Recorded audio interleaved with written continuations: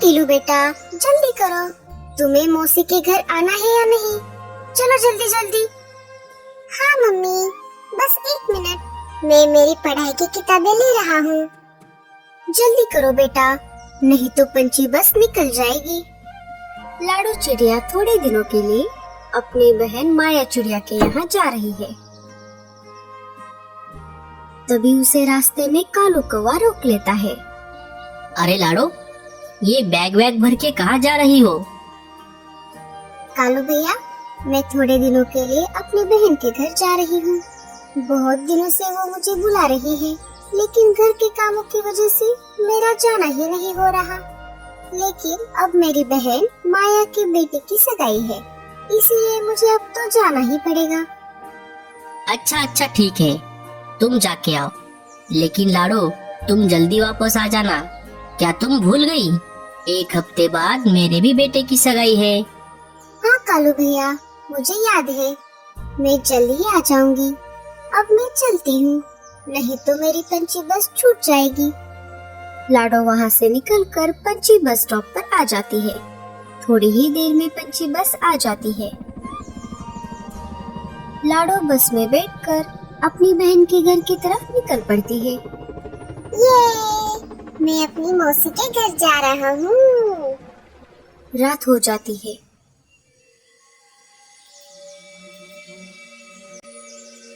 अरे वाह, ये कौन सा जंगल है? इतने सारे पक्षियों के घोंसले देखकर मेरे तो मुंह में पानी आ गया। इस जंगल में तो घोंसलों में बहुत सारे अंडे होंगे। मैं एक काम करती हूँ, यहीं पर जंगल के बाहर डेरा लगा लेती हूँ। हा हा हा।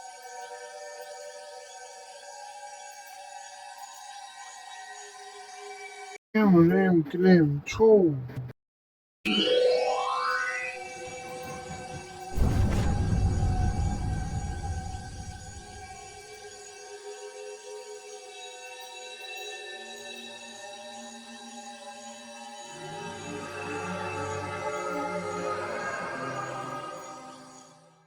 सुबह हो जाती है।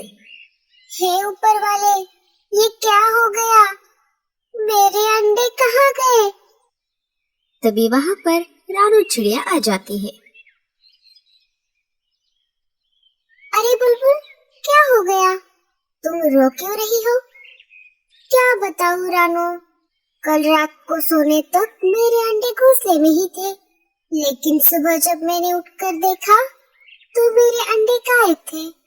पता नहीं मेरे अंडे किसने चोरी किए। लगता है जंगल में कोई शिकारी पंछी घुस आया है। ये बात पूरे जंगल में फैल जाती है। सारे पंछी सतर्क हो जाते हैं, लेकिन रानू चिड़िया बहुत डरी हुई थी, क्योंकि उसने सुबह ही 2 अंडे दिए थे। रात हो गई। रानू चिड़िया आंखों में तेल डालकर अपने अंडों की रक्षा कर रही थी। सारे पंछी अपने अपने घोंसले में सो रहे थे। रात थोड़ी गहरी हो गई। इधर चुड़ैल फिर से अंडे खाने के लिए पक्षी का रूप लेकर जंगल में आ जाती है। अंडों की खोज में वो जंगल के ऊपर से उड़ रही थी।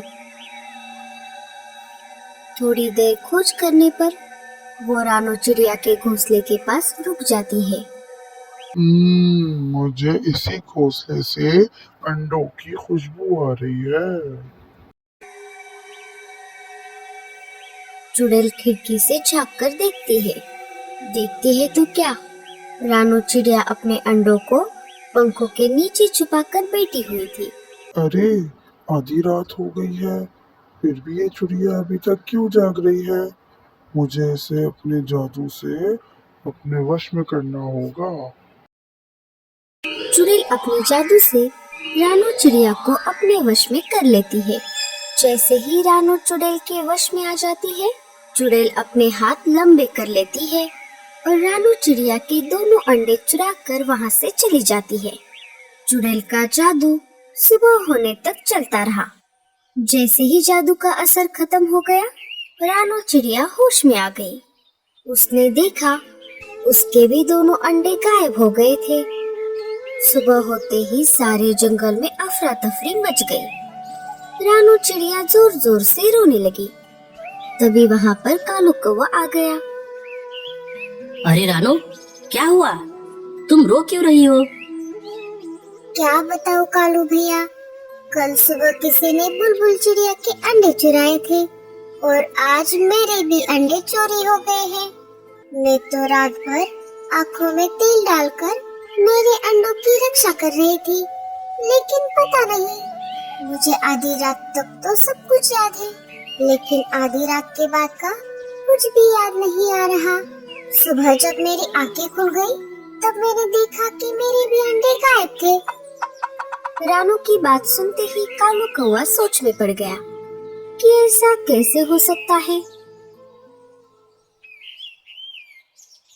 लगता है जंगल में सच में कोई चालाक शिकारी पंछी घुस आया है।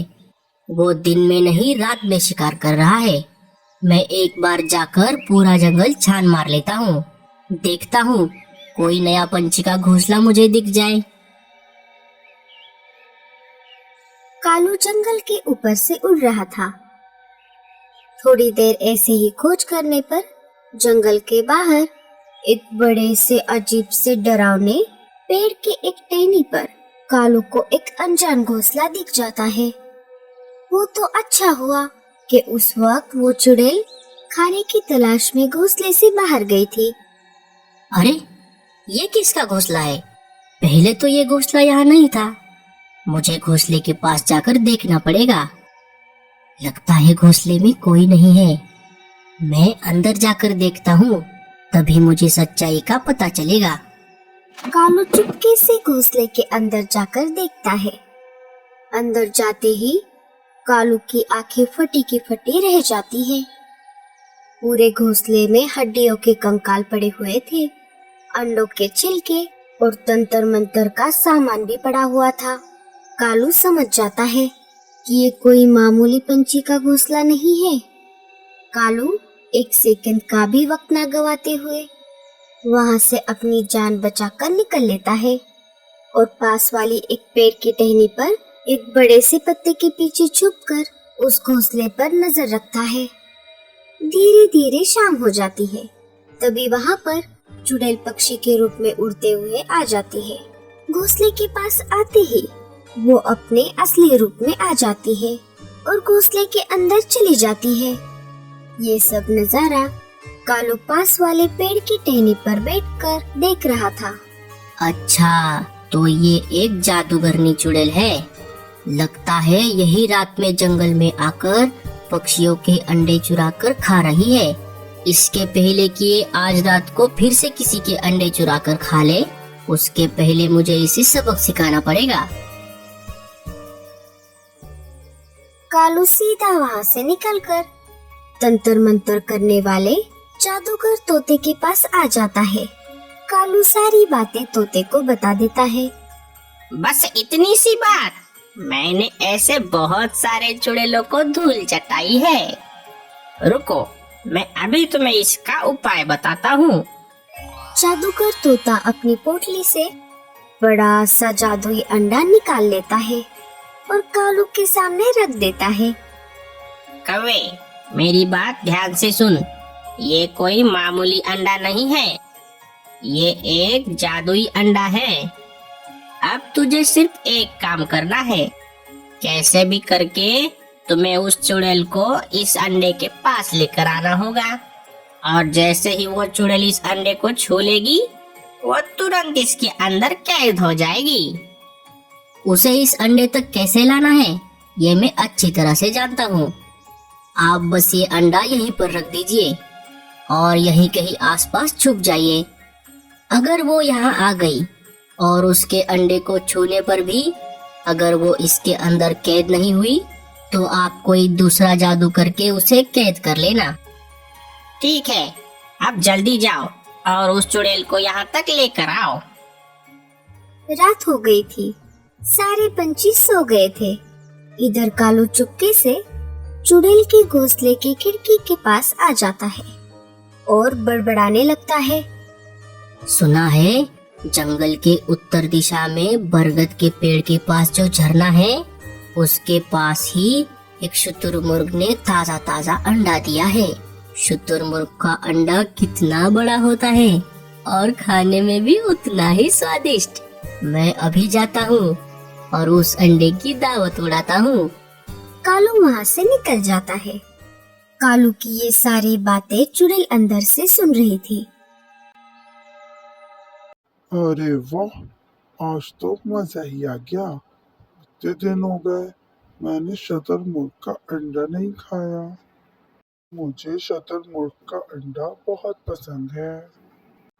इससे पहले कि वो कौवा उस अंडे को खा ले, मैं वहां पहले जाकर उस अंडे को खा लेती हूँ।